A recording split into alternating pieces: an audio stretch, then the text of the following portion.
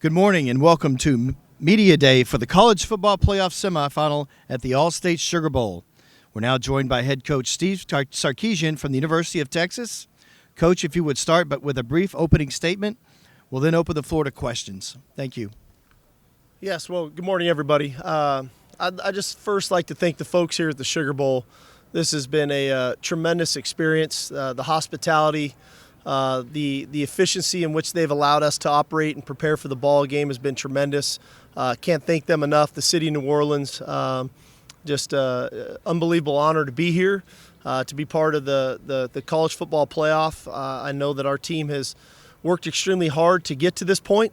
We recognize we are playing an extremely good opponent in the University of Washington that is talented, that is well coached, that is prepared week in and week out. And so that's the exciting part, to be part of this Final Four, to be playing for a shot for a national championship. You know, I think that's why our guys came to the University of Texas. And so the idea that we're here this year is, like I said, a great honor. It's a great accomplishment. And so we're looking forward to the ball game Monday night. We'll now open it up for questions. Please wait for a microphone to ask your question. And once again, please identify yourself by name and media outlet. Thank you. We'll start right here in the front row. Sark, Pat 40 from Sports Illustrated. You've installed Culture Wednesdays, I guess, and I talked to the players. That seemed to resonate with them quite a bit. I'm wondering the idea behind that, and then what you've shared with the team in those situations. Yeah, I think that we have an adage that culture beats talent, but culture and talent combined is extremely dangerous. And so, when you take over a program, you're trying to figure out where are your issues? What are the issues? And I don't think anybody ever felt like our issue was lack of talent or lack of resources. And so where's the issue? And sometimes it takes a minute to figure that out. And I just felt like culturally we needed to get better. We needed to get more connected. We needed to get more vulnerable. We needed to get honest with one another so that we played more for one another than playing for ourselves. And to do that, I've just felt like it was important for me to show them how and what that looked like. And so I became very open, transparent, honest. I didn't want them to judge me by what y'all wrote. I wanted them to judge me for who I was. And that's why I've always given my story every year. I tell them exactly my story, where I'm from, how I was raised, where I went to school, where I worked, why I went to rehab, all the things that has transpired in my life to get me to this point, so that they could get to know Steve Sarkisian, the man, as well as the coach. And I was hopeful that would open the door to them to want to become vulnerable, to want to be honest with one another, so that they could have some empathy for one another for what somebody has been through to get to this point in their life. And then that just started it. I really believe that culture is organic. I don't think it's a sign up in your team room.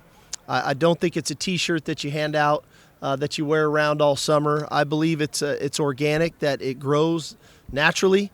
And so we take our time with it. And it's not, hey, we do one culture meeting at the start of training camp and forget about it. We literally do it every single week.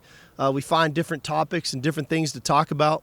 And I really appreciate our players and our staff for buying into that idea. And I think early on you're trying to figure out, what are we doing? How does this relate to football? But I believe it does relate to football. I believe that it equates to getting a fourth down stop against Kansas State. I believe it relates to a 3rd and 12 conversion against TCU. I believe it relates to a 4th and 1 stop against Houston. When in those tough moments that you can count on one another, rely on one another, that it's not just about me, it's about everybody doing their part. And so, like I said, I think it's been a great experience. I do believe that being a head football coach at our level, I know we're trying to minimize that with the transfer portal and NIL and all these things, but I feel like we have a responsibility to raise these guys and to be quality men in society. And to do that, we have to expose them to these types of conversations, help them along the way, understand there's going to be bumps in the road, that ultimately when they come out on the other side, they're going to look back this on their experience at the University of Texas and say, I'm glad I did that because I'm a better father, I'm a better husband, I'm a better friend, I'm a better CEO, I'm a better teammate, whatever it is that they go on to do. So super, like I said, super thankful for these guys for buying into that and really drilling down into it because I think it's changed our program. We'll stay here right here in the front row. Ralph Russo from the Associated Press. Sark, just playing off of that, when you talk about guys buying in, I guess who would be some of the guys who were important buy-ins? In other words, maybe guys who bought in and then led others to say, hey, we got to get on board with this. Yeah, no, when you look at it, when we got there 3 years ago, naturally, here's a new head coach, all right? What's this going to look like? We're just coming out of COVID. There was a lot of things happening in society. There was social injustice, civil unrest. There was a lot of things going on. And so I just felt like to be authentic early on was important. Fast forward now 3 years later, those guys that are still on our team today that were here 3 years ago, all of those guys were critical, right? Jordan Whittington, Tavondre Sweat, Byron Murphy, Xavier Worthy, Jaron Thompson, Jade Barron, I'm naming a few, right? Christian Jones, all those guys that were here and they're still here when they could have left, they could have went in the portal, that stuck it out. I think those were the guys that bought in, that were critical, that are helping our younger players. Now, there are two guys that I'd be remiss if I didn't mention that I think were huge in that was Bijan Robinson and Roschon Johnson, because I thought those guys really carried the flag for what we were trying to do in our program when very easily those two guys could have went somewhere else. And they committed to this thing, and DeMarvion Overshone's another guy in that group. And so in the end, when we won the Big 12 championship, Roschon and Demo were there, and I said, man, this is your championship as much as it is these guys that are playing here today, because without those guys early on, we would not have been able to get to the point we are today. Now, these 3-year players have been critical to that and instilling that culture into our younger players as they come into the program. We'll go to the left side. Coach over here, Farhan Lalji from TSN. I want to ask you about two players specifically and where you've seen the biggest growth in their games from last year to this year. One is Tavondre, the other Quinn. Well, I think Tavondre, probably the biggest growth that I've seen in him is, well, there's two things. One is his ability to play consistent football for an extended period of time. He always had the flash plays in him, and he still does. And we see the blocked extra points. We see the 4th and 1 stops. We see the touchdown catches, or last week in the championship game. But what I see is a guy who's playing quality football for 4 quarters, isn't taking plays off. And so that's a real credit to him that he's found that level of consistency to play at. I think the second thing is him understanding how to lead and what being a leader looks like. And he's always had a kind of a polarizing figure in our locker room that way. But I think he's taken it and really used it to become a really quality leader. I appreciate him because he supports our message. And there's nothing better than when the players in the locker room are supporting the head coach that are your leaders, because naturally that everybody else is going to gravitate to that and want to do the same. So those are probably two things that jump out to me for him. From Quinn's perspective, I think naturally understanding the system, right? Systematically of where, why, and how the ball's supposed to go to where it's supposed to go. I think that all started all the way back in January. When we came out of last year's bowl game, I thought Quinn's made a real commitment to become a great player. And we all saw him cut the mullet and shave the beard. But what he did with his diet, the work ethic that he had, all winter conditioning, the separate throwing sessions with the wideouts to really be on the same page with those guys outside of the work that we were requiring them to do. I think all of that added up to he's played at a high level and that the guys around him believe in him. And so, when he went down earlier this year, we knew it was going to be a challenge to get through the next couple games without him, and we found a way to do that.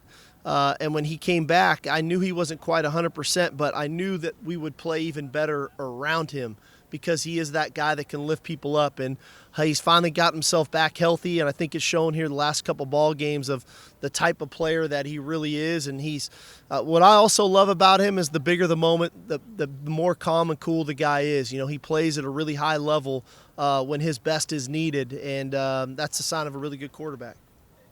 We'll stay on the left side, front row. Coach Sarkisian, good morning. Terry Middleton with Horns Illustrated. Good morning. So everyone knows you as the great play caller. Coach Flood talked about yesterday your ability to change the plays in real time. Players recognize it when they're on the sideline when you get going. This morning, I saw your post and you said relentless. When you construct your game plan, is that what you're after? And then being relentless for the entire game, not letting up? Well, I think, appreciate you following my post, but all I really try to do when we're calling the game is put our players in the best position to be successful so that hopefully we can win the ball game. And, a lot of times people, and it's natural as a fan, I'm that way too when I'm a fan, like the plays that work, those are the good calls, right? And the plays that don't, why do you call that?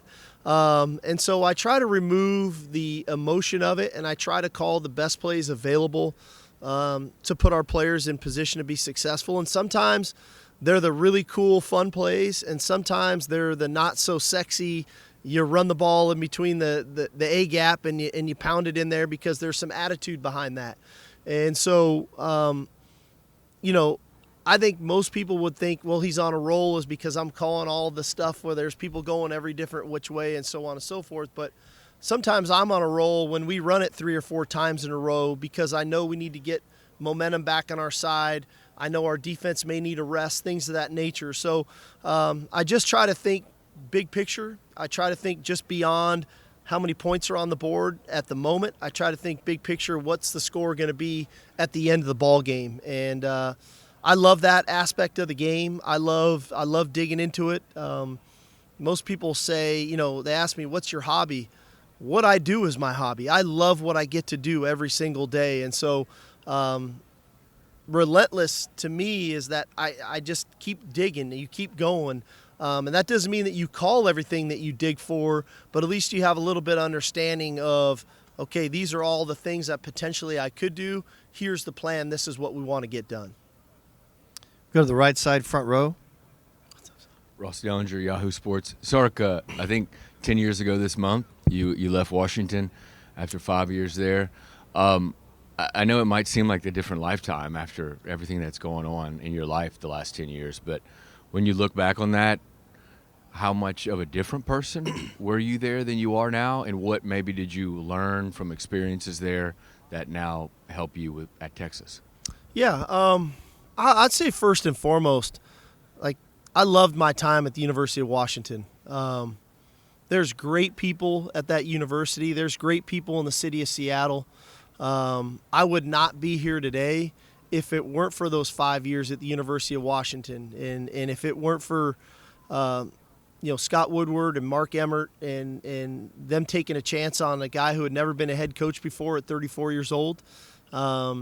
And I always say when you take over a program and you end up leaving, whether you decide to leave or they decide it's time for you to go, because it always goes one of two ways, okay, is the program in a better spot today than it was when you got here? And I think I can unequivocally say that we were able to do that.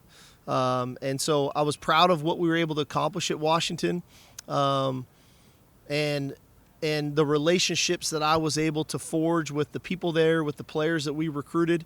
And I'm proud of what they've been able to accomplish since I've left. What Coach Peterson was able to come in and do, what Coach DeBoer is doing now. There's a lot of pride in that university and that football program. And so looking back on it, I'm glad that I have somewhat of an impact on where they are today, because I felt like we did some really good things. And so I'm very grateful, very thankful for that opportunity. And like I said, I think it shaped who I am today for those 5 years that I got a chance to have there.